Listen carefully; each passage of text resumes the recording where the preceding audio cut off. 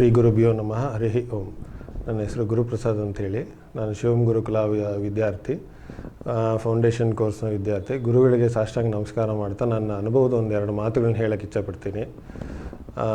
Basically ಎಲ್ಲ ಕಡೆಯೂ ಒಂದು ವಿದ್ಯಾರ್ಥಿ ಅಂತ ಹೇಳಿದರೆ ಅವ್ರದ್ದು 1-to-1 ರಿಲೇಷನ್ಶಿಪ್ ಇರುತ್ತೆ. ಅವರು ಕೋರ್ಸ್ ಮುಗೀತಾನೆ ಅವರು ಏನಿದೆಯೋ ಪಾಯಿಂಟ್ ಅದನ್ನು ಹೇಳಿ ಮುಗಿಸ್ಬಿಡ್ತಾರೆ.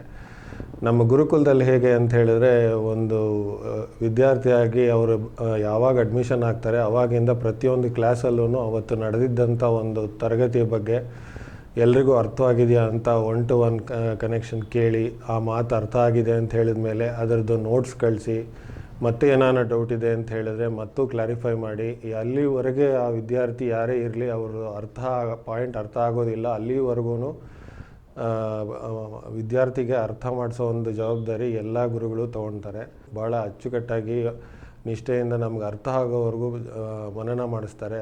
ಆ ಒಂದು ಅರ್ಥ ಮಾಡಿಸೋ ಒಂದು ರೀತಿ ಎಲ್ಲದಕ್ಕಿಂತ ವಿಭಿನ್ನವಾಗಿದೆ.